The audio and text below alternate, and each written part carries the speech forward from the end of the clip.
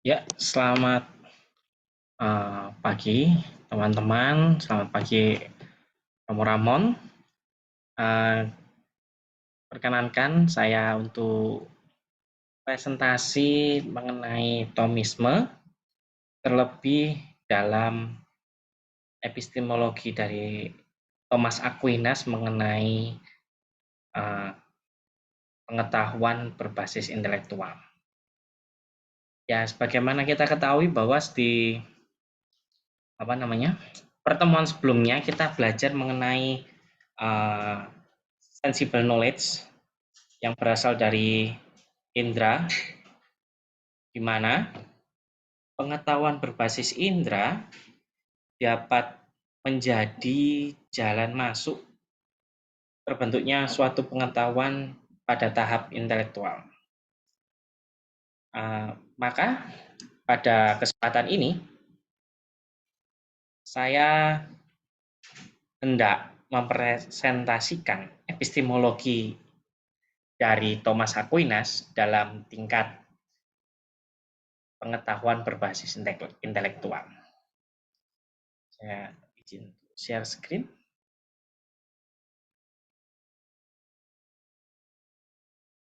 Ya, seperti ini. Untuk sumber pustaka yang saya pakai dalam tugas saya adalah buku dari Frederick Copleston, tapi ini dalam versi series, diterjemahkan dalam versi series oleh penerbit Bahasa Basi dari Yogyakarta tahun 2021, di mana penerbit menggunakan bagian per bagian per tokoh. Dan saya menggunakan jurnal dari jurnal orientasi baru yang ditulis oleh Francisca Yohana Sri Winarsi. Saya rasa ini jurnal yang cukup mumpuni penulisnya karena saya melihat biografi yang bersangkutan. Beliau adalah seorang pasca sarjana dari STF Triarkara. Ya, jadi ini dua bahan rujukan yang saya gunakan dalam presentasi saya. Ya, manusia memiliki dua jenis pengetahuan, di mana kedua jenis pengetahuan ini sebenarnya memiliki hubungan yang cukup erat. Dan Thomas Aquinas mengenai epistemologi manusia membaginya menjadi dua bagian utama, yaitu pengetahuan yang bersifat indrawi dan pengetahuan yang bersifat intelektual. Dan sudah saya katakan di awal tadi, saling terhubung satu sama lain. Pada proses indrawi, selain kita menyentuh, mengecap, mencium, bahkan mendengar suatu objek di luar kita, terjadi proses mental pula di dalam syaraf-syaraf kepala kita, di mana hal ini bisa kita lihat dalam proses masuk dalam common sense, lalu terbentuklah cogitativa dan sebagainya. Namun ada hal yang cukup penting dalam proses pembentukan pengetahuan berbasis intelektual. Hal yang cukup penting ini adalah tahap di mana pengetahuan yang datang dari luar diri kita masuk ke dalam proses mental kita, masuk dalam tahap pantas mata. Nah, pantas mata ini memiliki peran yang cukup penting dalam pembentukan pengetahuan yang bersifat intelektual. Sebab hal ini terjadi karena yang merupakan bayangan ataupun khayalan-khayalan dalam pikiran kita yang membantu kita berabstraksi. Jadi saya memikirkan tentang kursi, saya akan melihat, meraba, merasakan kursi itu bagaimana, lalu saya mengamati warnanya. Jika perlu, kalau ini kursi dari kayu kamper, maka saya akan dengarkan, mencium baunya, apakah ini memang kayu kamper. Mental akan terbentuk konsep-konsep itu, dan akhirnya pantas mata ini sebenarnya masih berada di sifat yang indrawi, terlebih dalam proses mental. Tetapi prosesnya harus melampaui cogitativa, sehingga menghasilkan nilai. Nilai ini bukan berarti dalam moral, tetapi bagaimana dalam melihat sesuatu. Dan pemilahan yang bersifat subjektif, sejauh seorang yang mengamati. Nah, proses gerak mencari pengetahuan itu bagaimana? Nah, proses gerak untuk mencari pengetahuannya tentu berbeda. Tidak sama dengan sensible knowledge dengan intellectual knowledge. Itu sangat berbeda.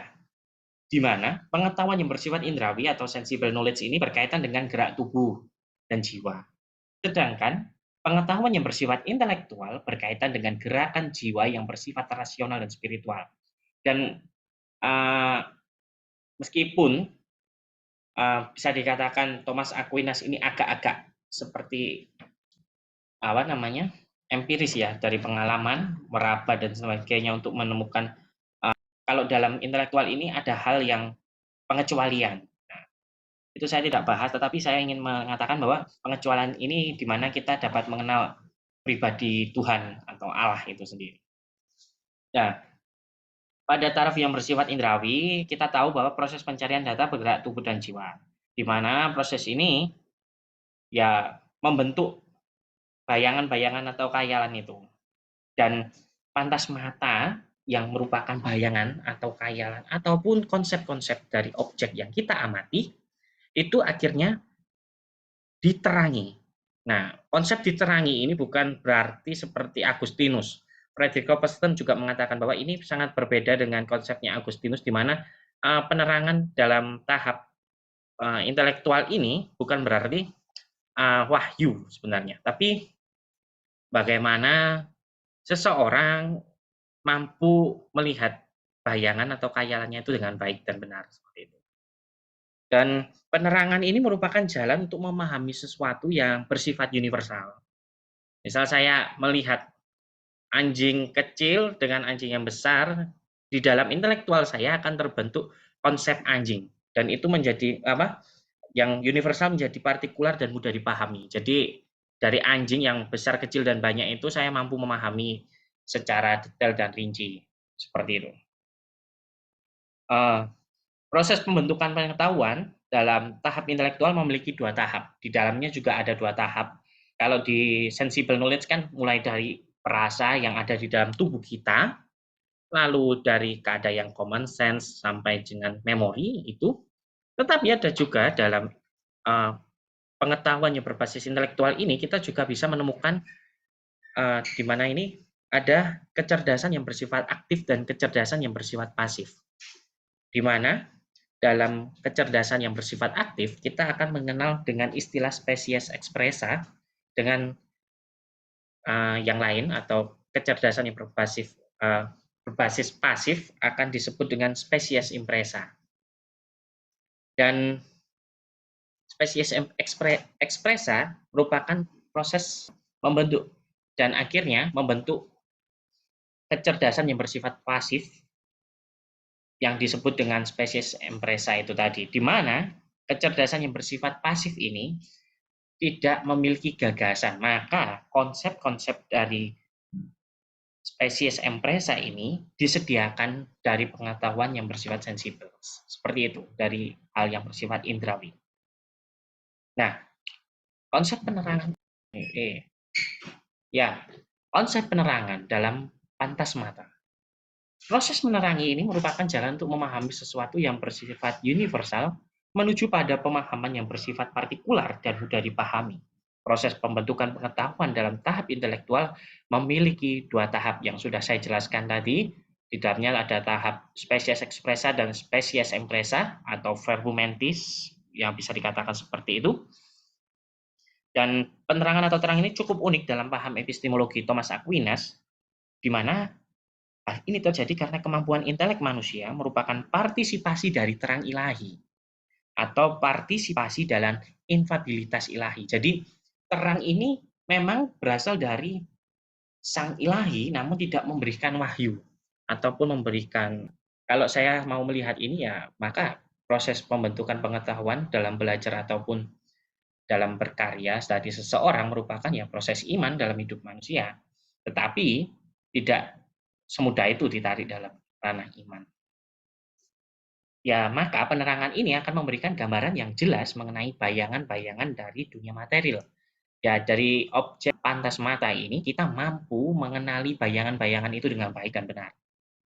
Dan kebenaran dalam intelek manusia berasal dari proses transisi pengetahuan indrawi menuju pengetahuan yang bersifat intelektual. Jadi meskipun geraknya tadi berbeda antara jiwa dan tubuh dengan rasional dan spiritual, namun keduanya masih memiliki muara yang sama, yaitu menyediakan pengetahuan yang mumpuni bagi kehidupan manusia. Dan dari hal ini, konsep tabula rasa, ya jadi ini gambar mengenai tabula atau tablet of wax. Di masa dulu sebelum ada kertas ya nulisnya pakai ini. Wax dengan alat tulis yang runcing digoreskan di atasnya. Ya ini yang terjadi dalam pikiran manusia. Dalam tahap kecerdasan intelektual yang berbasis intelektual, kita tahu bahwa nggak ada gagasan atau konsep yang tinggal di dalamnya sebelum ada yang namanya pengetahuan yang bersifat indrawi. Jadi ya dari pengalaman indrawi masuk ke tahap yang dinamakan pantas mata, diterangi oleh terang ilahi, dan jadilah pengetahuan dalam intelek manusia dan kita mampu memahami sesuatu. Ya, pantas mata dan juga tabula rasa ini bisa dikatakan sebagai jalan untuk menanamkan sebuah objek dalam pengetahuan.